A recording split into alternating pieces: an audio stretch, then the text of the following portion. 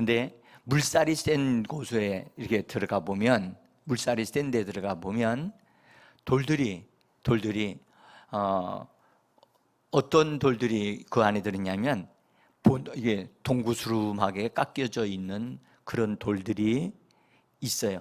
꼭 그런 돌만 있는 건 아니에요. 삐죽한 돌들도 있지만 물결이 센 데일수록 보면 돌이 매끄럽게 모가 난 곳이 없이 그렇게 되어져 있는 것을 우리는 발견을 하게 되지요. 여러분, 세상 물결이 우리를 세게 훈련을 하고 지나갈 때마다 우리의 어떠한 것들이 깎여져 나가는 거예요. 깎여져 나가면서 우리가 다른 돌들에게 상처 줄 만한큼 삐죽한 부분들, 그런 부분들이 깎여지고 또 깎여져서 이제 아무도 상처 주지 않는 상태에 모가 난 부분이 다 깎여져서 부드러운 돌이 되어진 그런 사람이 되는 것. 그래서 예수님이 산돌이신 예수님이라고 말씀하셨고, 우리들을 가리켜 산돌들이 되어가는 자들이다, 그렇게 말씀하셨어요. 우리가 오늘도 정말 안타까움을 가지고 열심을 가지고 또 사모함을 가지고 하나님 앞에 찬송하고 하나님의 역사가 일어나기를 기도하고 간구하는 그 모습을 우리 주님이 보고 계신다고, 들으신다고 저는 믿습니다. 여러분들, 그것보다 더 소중한 것은 여러분들 우리의 인품이 변화가 일어나야 돼요. 아멘.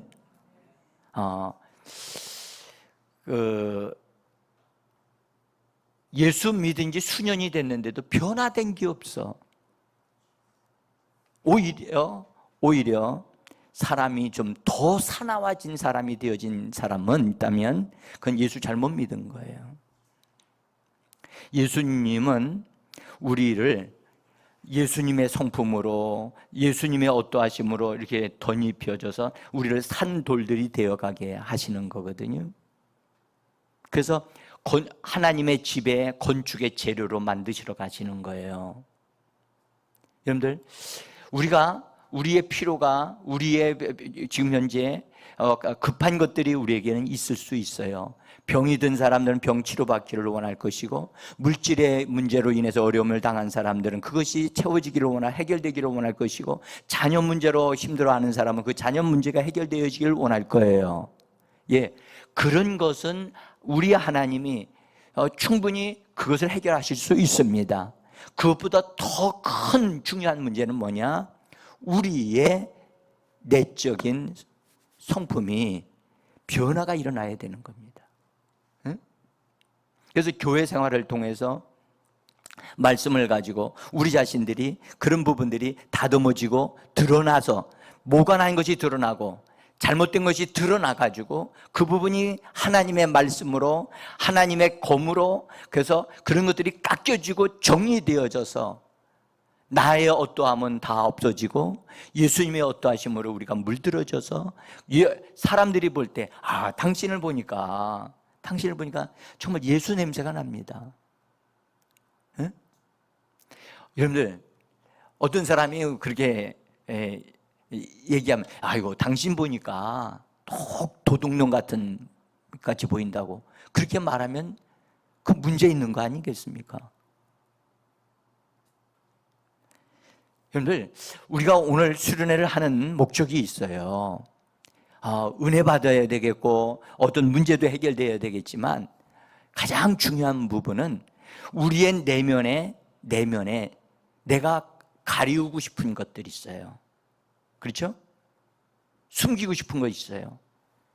여러분들, 정직하지 못한 거, 진실하지 못한 거, 거짓된 것들, 이런 부분들이 성령님에 의해서 말씀으로 다 들춰내져서, 들춰내는 것은 부끄럽고 수치스럽고 그렇게 되어지는 것이지만 주님과의 관계 속에서 되어지는 거기 때문에 그런 것들이 정리되어지고 주님의 아름다운 신성한 성품으로 채워지는 역사가 주님의 이름으로 이루어지기를 원합니다.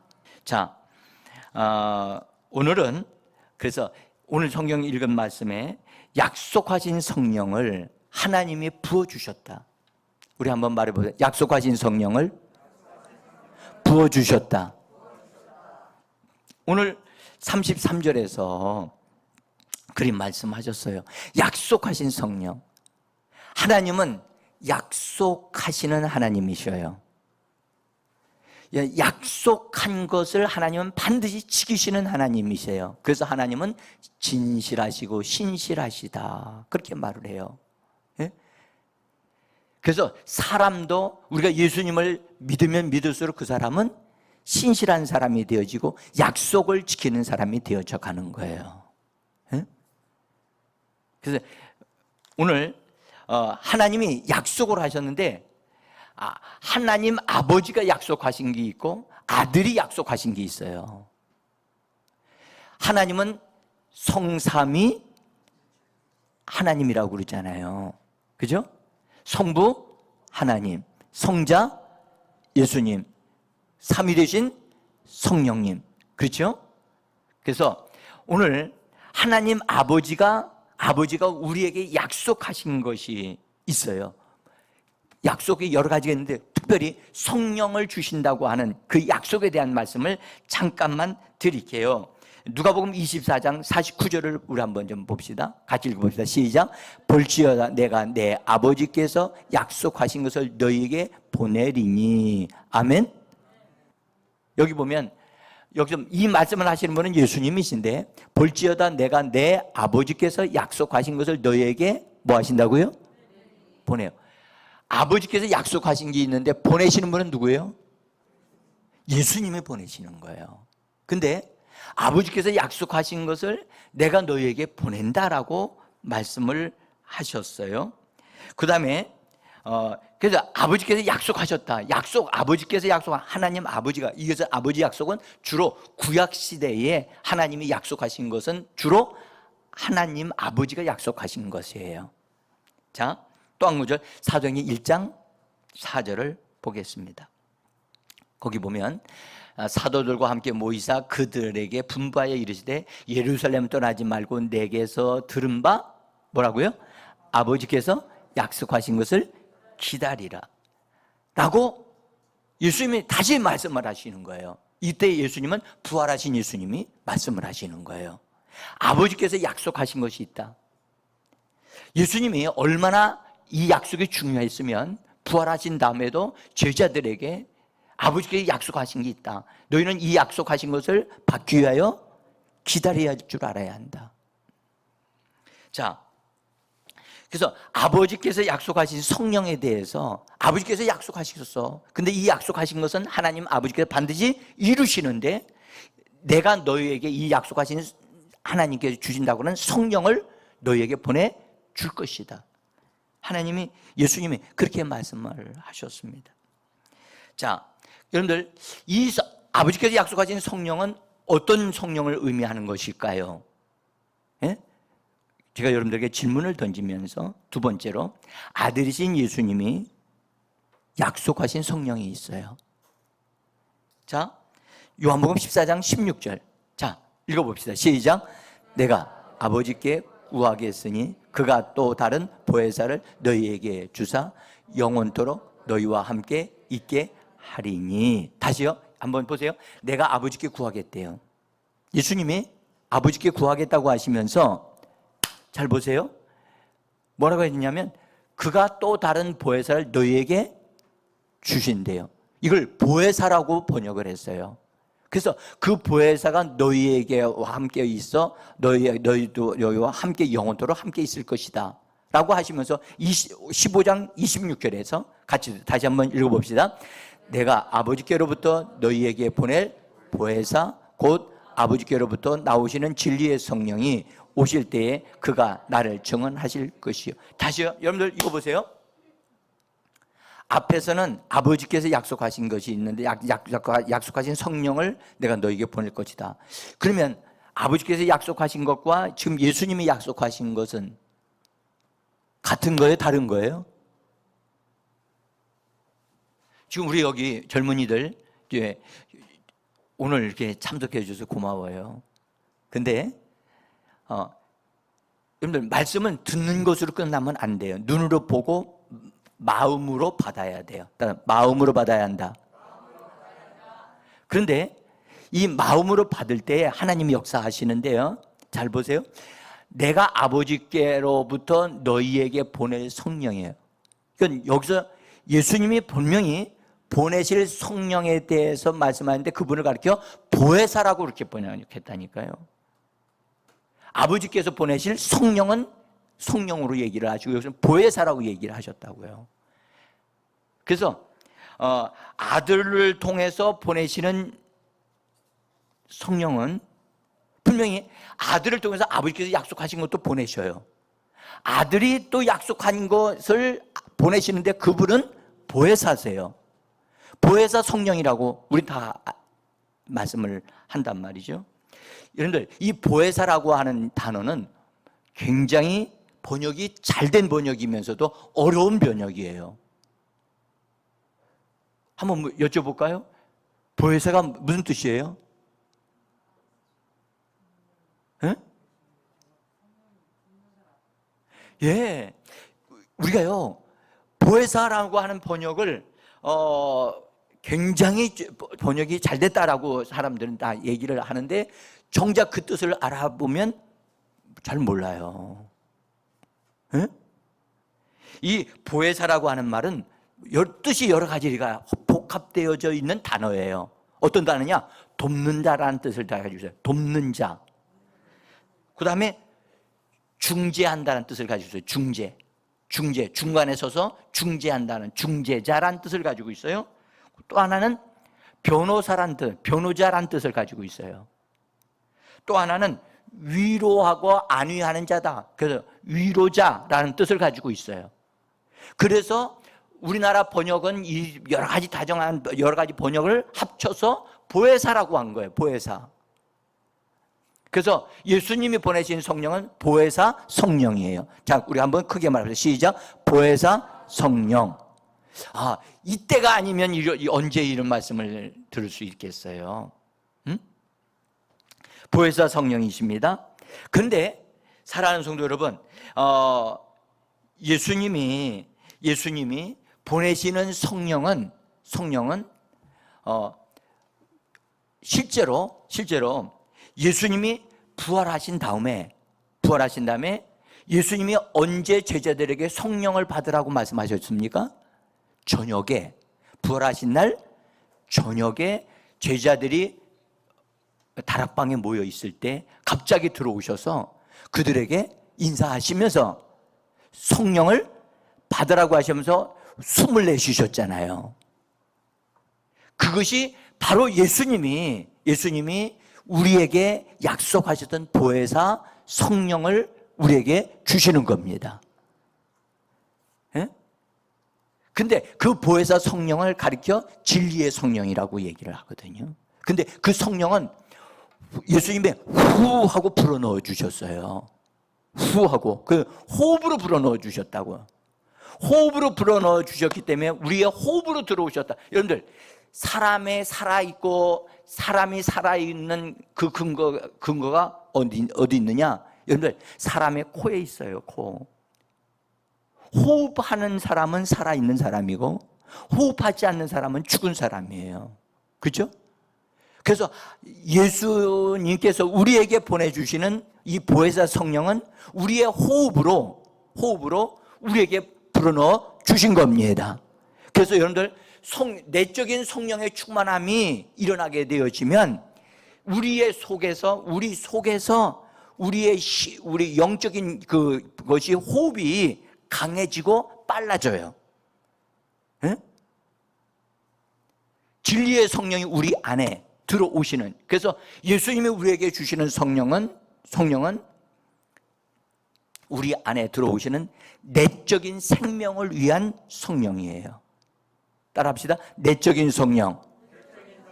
그러니까 내적인 생명을 우리에게, 예수님의 부활의 생명, 예수님의 말씀을 우리 안에서 우리에게 공급해 주시는 그것을 하시는 분으로서 성령님을 우리에게 보내주신 거예요. 자, 그래서 그래서 이렇게 부르기도 해요. 여기 로마서 8장 1절과 2절인데요. 이거 기니까 한번 잠깐만 보세요. 저 보면 2절입니다. 이는 그리스도 예수 안에 있는 생명의 성령의 법이 그랬어요. 따라 생명의 성령의 법이.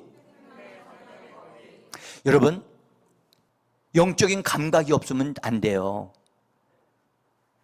그래서 성령이, 예수님이 우리에게 주신 성령은 내적인 생명의 성령이라고 그래요. 이런 말을 하실 수 있어야 돼요. 생명의 성령의 법 하면, 법이라고 하면 또 무슨 어려워요. 그렇죠? 어려워. 그러니까 법은 나중에 얘기하고 생명의 성령. 시작. 생명의 성령. 할렐루야. 우리에게 성령님이, 예수님이 불어넣어 주시는 그 성령은 생명을 주시는 성령이로구나. 그 생명은 누구 생명이냐?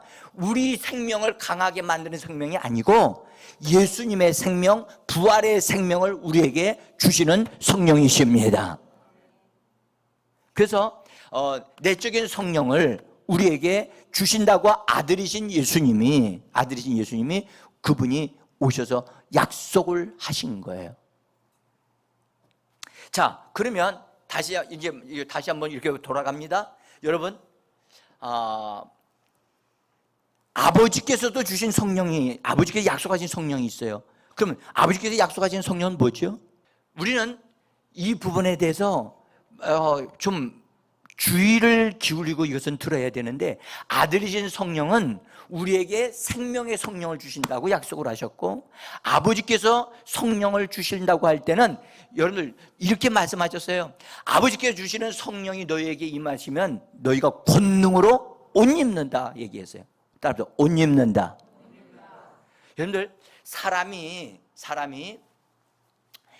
자기가 내적으로 아주 힘이 있고 몸도 이렇게 힘이 아무리 좋아도요, 여러분들, 좋아도 바깥으로 나가려면 반드시 뭐가 필요해요? 뭔가를 행동을 하려고 하고 바깥에서 어떤 일들을 이루려고 하면 반드시 필요한 게 옷이에요. 옷. 아버지께서 약속하신 것은 바로 성령을 입혀주시는데, 성령을 보내주시는데 우리에게 바깥에서 활동할 수 있는 능력을 덧입혀 주시는 옷을 입혀 주신다는 겁니다. 그러니까 아들이신 예수님은 우리 안에 내적인 생명의 성령을 보내어 주시는 분이시고, 아버지 하나님은 외적으로 우리에게 능력을 옷 입혀 주시는 것입니다. 아멘.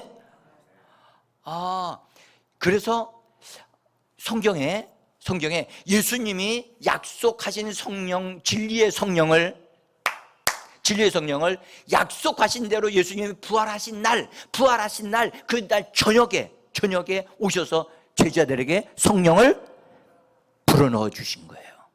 그 다음에 오순절날 예수님이 승천하신 다음에 하늘로 올라가신 다음에 예수님이 오순절날 때 성령이 강한 바람과 같이 권능으로 임하시는데, 머리 위에는 불의 혀가 임하는 것과 같이 되어져서, 사도행전 2장에 있는 말씀이잖아요. 오순절날 성령이 임하시는 때에 강력하게 임하셨는데, 그때 제자들에게 임하신 성령은 권능으로 옷을 입혀주시는 그런 성령의 역사였던 것입니다.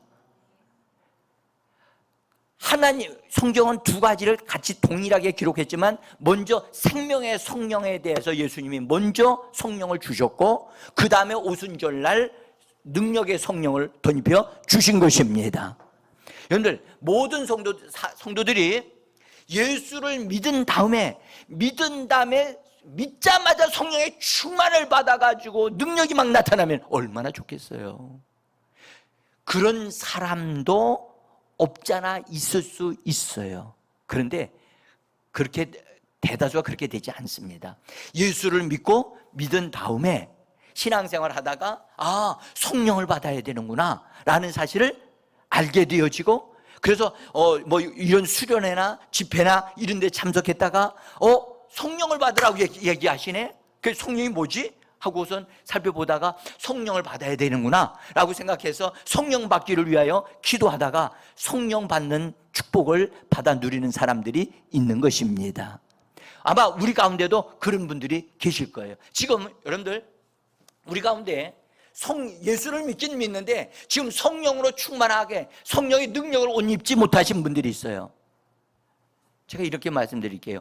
성령의 능력을 옷 입은 사람은요, 성령이 우리 안에 요거 잘 분별하셔야 돼요. 여러분, 예수님이 아들이신 예수님이 우리에게 주신 성령은 무슨 성령이라고 그랬죠? 좀 더 크게, 무슨 성령? 내적 생명을 주시는 생명의 성령이라니까요. 이런 말을 자꾸 하셔야 돼요. 여러분, 생명의 성령. 그래서 생명을 우리에게 풍성하게 계속해서 공급해 주시는 성령이, 예수님이 그런 말씀하셨잖아요. 말씀하셨어요. 예수님은 생명으로 더 풍성히 얻게 하기 위하여 예수님이 오셨다고요. 그래서 여러분들, 그분이 예수님 우리에게 생명을 계속해서 우리에게 분배해 주시기 위해서 우리 안에 성령으로 들어오신 거예요. 주의 영으로 들어오신 거예요. 성령으로 들어오셨어요.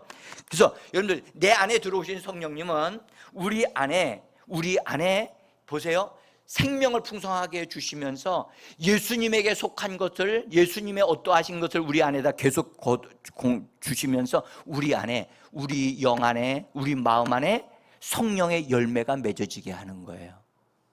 여러분들, 성령의 열매가 성경의 갈라디아서 5장에 있죠. 성령의 열매는 사랑과 희락과 화평과, 이거 모르는 분은 없잖아요. 그렇죠? 자, 우리 성령의 열매가 어디서 맺어지죠? 성령의 열매는 우리 영 안에, 우리 마음에까지 이르러 맺어지는 거예요.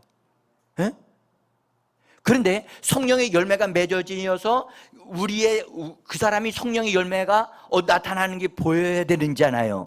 그렇죠? 그래서 그 사람의 인격의 변화가 일어나고, 언어의 변화가 일어나고, 성품의 변화가 일어나고, 그래서 변화된 모습이 나타나게 되어지는 거예요. 할렐루야. 그러니까 예수님이 우리에게 성령을 주셔서 그분이 성령께서 내 안에서 역사하셔서 내 안에 열매들이 풍성하게 맺어져서 전에는 성질이 아주 개떡 같은 사람이 예수를 믿고 나더니 성품이 변화되고 언어가 변화되어져 가지고 저 사람 변화됐어. 저 사람 옛날에 말이야 그냥 막 그렇게 막 사나운 사람이었어. 그런데 저 사람 교회 다니고 나더니 저 사람 말이요 뭐 새벽기도 다닌다고 하더니 진짜 변화됐다니까. 그것이 진짜인 거예요. 할렐루야. 그래서 성령이 우리 안에 내면에 들어오신 것은 예수님의 어떠하심을 우리에게 나눠주셔서 예수님으로 닮아가도록 하게 하시기 위해서 내적인 성령을 부어주신 겁니다. 근데 여러분들, 아까도 아버지께서 약속하신 성령은 능력의 성령이라고 그랬잖아요. 능력의 성령으로 옷 입혀지는 거예요. 능력의 성령을 받게 되면 어떤 일이 벌어지느냐? 은사가 나타나요. 뭐가 나타난다고요? 은사가 나타나. 은사가 나타나서 병든 자에게 손을 얹기만 해도 병든 자가 낫고, 뭐 하나님이 어떤 것을 보여주시기도 하고 알려주시기도 하고 막 그런 일이 벌어지는 거예요. 여러분들, 실제로 여러분 성도님들의 성향을 보게 되어지면 능력이 있기를 원해요.